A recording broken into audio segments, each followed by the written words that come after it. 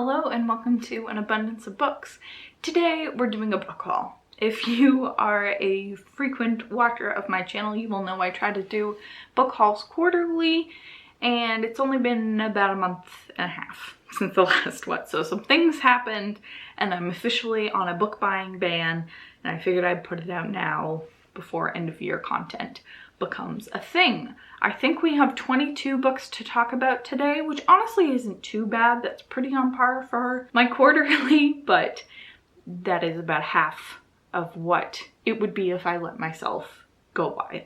I got some very exciting stuff to show you today, just some beautiful books. Really, that's why I'm doing this early, because I want to display everything properly. So for that reason, we're going to be organizing this today in order of most beautiful to least beautiful. Because why not? Starting with maybe my most exciting purchase of the whole year, I bought myself an Illumicrate box.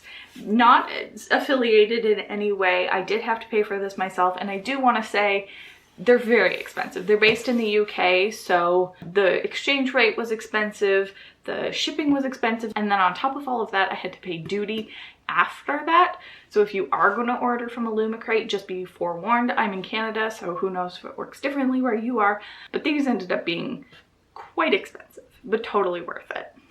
The first book that I got is The House in the Cerulean Sea by TJ Klune, one of my favorite books of last year. And oh boy, look at that. It's so good. It's incredible. Everything about this book is so good that I need like 6 copies so that I can display it in every format of its glory. And naked hardback. It's so good. It gets better and better. It's so beautiful. Too beautiful for words. Nothing on the inside, but the edges, oh, they're glorious. I'm so happy with how this looks. And also just the end papers. Not as exciting, but still beautiful. Like, it's so good. And then that package also came with Under the Whispering Door, which I am desperate to read. Like, as soon as I finish the book that I'm reading right now, I'm going to be diving into this. I'm so excited. Are you ready for these sprayed edges? Look at them. Look at them. They're incredible. They're so good. Look at everything's amazing. And then do you want to see the end papers? Because can you handle it? It's too good. It's too good. And then Under the Dust Jacket looks like this, and I love it. I love the idea that this artwork matches for both of those, and like this, the house, you can tell that it's the same house, but it's so different. I just think it's brilliant. And then the back says Charon's Crossing tea and treats, and my husband immediately said, oh, Charon, he's blah blah blah from mythology, and I'm like, shut up, I don't want to know anything. Don't tell me anything. This is a super highly anticipated book for me, so no pressure. It's beautiful on the outside. It better be beautiful on the inside. That was an incredibly exciting purchase. Incredibly expensive, but so worth it. And I am going to have to control myself from ordering Illumicrate stuff all the time. Yeah, just so you know, it's not just the box. They have special releases out all the time. Right now they have a set with Song of Achilles and Circe out, so if that's what you want, they're gorgeous. I love them so much. Look at them. Look how beautiful they are. So excited. Okay, on to other beautiful and somehow extremely expensive things. I got this edition of The Princess Bride. It's huge, it's gorgeous, and it's got illustrations. Okay, well, here's the end paper. So, what? And it's got amazing illustrations like this one. It's just, I don't know, I think it's such a cool edition. I've never seen anything like this, and I had to have it. I have read Princess Bride before, but it's been many, many years, so I'm excited to dive into it again. Look how huge it is. It's great. My next most beautiful book is The Cave Dwellers by Christina McDowell. This is part of a whole huge bunch of books that I bought at an independent bookseller that I went to when I was on vacation. I had a very nice chat with the woman and she recommended me a bunch of books and I bought a lot of them. Most of them that I'd never even heard about before. This I've never heard of, but she said it's like the TV show Scandal, which I love. So I'm very excited and it's beautiful. Yeah, it's something about the elite in Washington, D.C. Unclear. I'll tell you once I've read it. Then I have Miracles of the Namiya General Store by Keigo Higashino. And I absolutely love the cover on this one. This one was really hard to track down. I think I had to buy it off of Book Depository. But I'm very happy that I did. This was a Jessie the Reader recommendation, I believe, about a magical general store where all your great dreams come true, something like that. And a bookmark. Yeah, from Book Depository. It's beautiful and I have a pretty good hit rate with translated work, so I'm really excited about this one. Those are all books that I will fight you on being beautiful. I think every single one of those is stunning. The rest of them, of course, is my personal opinion, but they're all just kind of nice book covers from this point until we get to bad ones. And then I might have to fight you again. The next book that I bought was Truth of the Divine by Lindsay Ellis. This is the second book in the Axiom's End series. I don't know how many books there are going to be. And it's also not called the Axiom's End series. It's called the Numena series. What do I know? I wasn't a huge fan of the first book, but this book promises to be very different in tone, and also my husband and I read them together, so I had to get a physical copy. But I'm not mad. I think it's beautiful and I think it's good at tying into the previous cover while still being its own thing. I just think it's really pretty. It's also quite long. How is it? Whenever I say that, it's never as long as I think. 480. I mean, didn't crack 500, but my books rarely do. Next is The Inheritance of Orquidea Divina by Zoraida Cordova. And I don't know who I heard about this book from. Someone on BookTube was talking about it and said that it was great, but mostly just a cover by. It's glossy and glorious, and it's about a family whose matriarch dies, and they all get some kind of blessing as an inheritance. And she's a tree. I probably botched that really hard, but it sounds good. It looks good. I'm excited. Next is The Last House on Needless Street by Katrina Ward. This is big this year, and all I know that it's about a cat is one of the narrators. And that was enough for me. Look, there's a cat on the cover. That's why this is a good cover, I guess.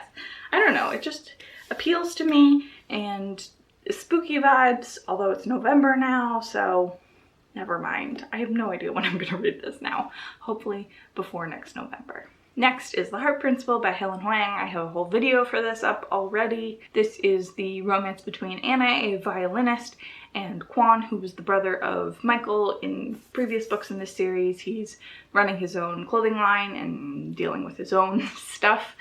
And I really like this book. It is definitely not as much of a romance as I would have liked. It's definitely more about Anna's journey, which is challenging, but you really get to know these characters and really love them. And I love this illustration style, and I love how it carries through all three books. And I love that the spine is the spine of the other two books combined. Just beauty. Beauty, and also it's a signed copy, so that gets extra points. Oh my goodness, I totally forgot. These bad boys from Illumicrate also signed. Does it get any better? No, it does not. Next is The Favorite Sister by Jessica Knoll, a book that I read very early on this year in January, and honestly I can't stop thinking about it. It was awful and trash. It was basically like Real Housewives. Like, it is a parody of Real Housewives, but it also gives you that vibe of like, I hate it, but I can't look away. And this cover doesn't communicate that, but I still think it's a beautiful cover. She'll have it all or die trying. Yeah, it's just a rich people drama, and some death happens. Was it murder or was it not? Who knows? Read it and find out. I think it is a really well done book if you can stand how awful the characters are. Next up is 10 by Gretchen McNeil. Honestly, I don't know why I bought this. It has called to me every time I've gone to the bookstore lately, and I just bit the bullet one day. Sounds like it's about a group of teens who go camping, but suddenly people are dying, and with a storm raging outside, the teens are cut off from the rest of the world. No electricity, no phones, no internet, and a ferry that isn't scheduled to return for days. As the deaths become more violent and the teens turn on one another, can Meg find the killer before more people die? Or is the killer closer to her than she ever imagined? So sort of like Lord of the Flies meets And Then There Were None. And I want it. I don't know why. Gretchen McNeil just really appeals to me. I bought this other book by her, Get Even, without knowing anything. There's just something about these that calls to me. And I've read neither of them, but now I have two. So I can do a vlog, basically. So now they will actually get read. And the cover just has good vibes. Nothing fancy, but good vibes. Next up is Never Saw Me Coming by Vera Kurian. This, I think, is the one about a girl who gets a scholarship to go to university on the basis of her being a psychopath or a sociopath. I don't remember. And that just sounds so fascinating. And I need to know. It's psychopaths. I should just read. When one of the students in the study is found murdered in the psychology building, a dangerous game of cat and mouse begins. Yes, something about this. I'm hoping that it's going to be good. I need it to be good. I have a lot riding on this one. And the cover, we're in the back half now. Then I bought 1984, the graphic novel. This is a weird choice for me. I think I was riding high off of the success of doing the graphic novel, and this just really appealed to me. The art style just really works for me for some reason. It just, I don't know, I have a good feeling. I think I just want graphic novels to be for me. And one of these days, one of them is going to be 5 stars. Next, another one from that independent bookstore, The Memory Collectors by Kim Neville. Never seen this before, never heard anyone talk about this in my life, but it sounds super interesting. Ev feels the emotions people leave behind on objects, a gift that she considers a curse as she navigates discarded items and heirlooms charged with others' memories, positive and negative. The bookseller said that it was weird, but good weird, and I don't know, something about it just calls to me. I have a memory thing. I know that's a trope that I love in books, but I'm feeling cautiously optimistic. Next, I bought Anxious People by Fredrik Backman. I have already read this. Guaranteed this is going to be in the top 10 of the year. I don't know where, but it's going to be somewhere, and I just needed a copy. This is mostly going to be a loan copy now to force everyone that I know to read it. Have you read it? Read it. I will loan it to you. The cover is pretty meh, but that's okay by me. It's not bad. It's just like it doesn't give me anything. I assume this is the bridge or the balcony. It's hard to tell, and that's why it's pretty low in the cover rankings. Next, I bought Persepolis by Marion Satrapi. This is huge on BookTube. Everyone's read it, everyone's loved it. It's a graphic novel. Clearly, one of them has to work for me, and I don't know much. I think it's about the Iranian War. Yeah, a memory of growing up as a girl in revolutionary Iran, and I've heard nothing but good things, and I want to be in the know. Next, I bought The Martyrs of Molly Southbourne by Today Thompson, and it's teeny tiny. This is another one that's sort of hard to find, and to find time to read. I read the first like 5 pages and I was like, it's a little weird. I'm not in the right headspace for it, but I need to get into the right headspace because it sounds like my jam. It's about a girl, Molly Southbourne presumably, who every time she bleeds, a clone of her pops into existence and wants to murder her. If that sounds like your kind of thing, then we are on the same page, and I'm very excited about this one. Next, I bought Friends Like These by Illumicrate.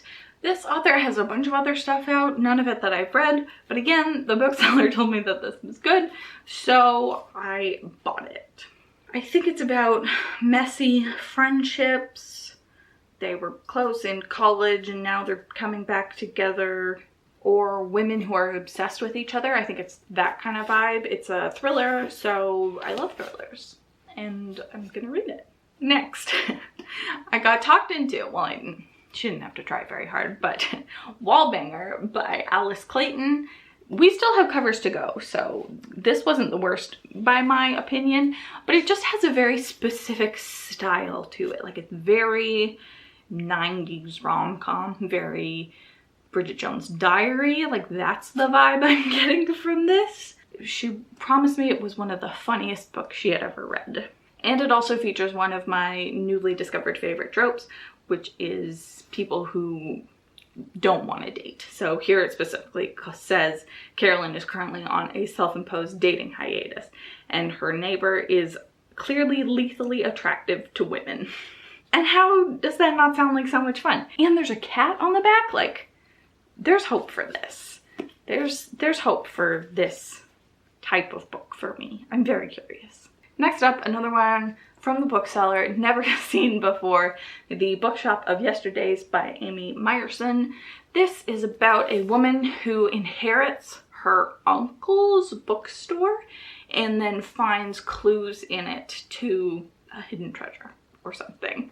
And she said it was just adorable and super fun, and I need some adorable and super fun in my life. And a book about books, can't go wrong.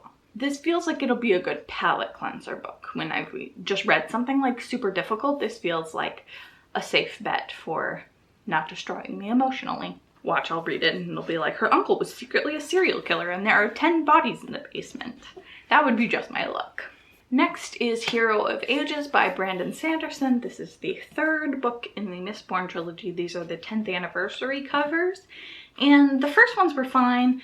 This one, honestly, I hate because her face doesn't continue. And it bothers me so much. I don't know why, because like this is fine. And this is fine. Well, no, actually there's a half hat up there. So never mind, I take it back. It's not great, and it's also enormous. Who knows when I'm going to get around to this. Probably after the first book and the second book. And the font is not big, so that might be a while. And the final book that we have to talk about today, I can't believe I made it. There's just enough shelf space left. That is The Party by Robin Harding. I was talking to the bookseller and I told her that I had read a couple of Robin Harding's and they've all been fine. I think they've been 3.5, 4 stars kind of for me. They just never really got where I wanted them to go. And she said, this is Robin Harding's best one. And I said, okay, sign me up. I actually don't know anything about it, but she tends to do messy female friendships, and usually there is a teenager making friends with an adult. Never in a gross way, but always in a bit of a questionable way. Oh, it sounds like parents, oh, actually this is really exciting. These parents are throwing a party for their daughter, and it's a sleepover. What could possibly go wrong? But things do go wrong, horrifically so, as Hannah's party quickly turns into the stuff of nightmares. Okay, yeah, on board. So that's it. These are the 22 books that I bought since September 21st. Don't judge me. But I'm very happy with a lot of these. I think that this is a really good selection, really varied. There's a lot of stuff here that I'm just like really excited about and want to read right this minute, but I can't. I mean, I will. This... tomorrow, probably, I'm gonna start reading this. Anyway, thank you for joining me. If you have anything to say about these books, please let me know which ones are worth my time, which ones maybe should go directly into my little free library.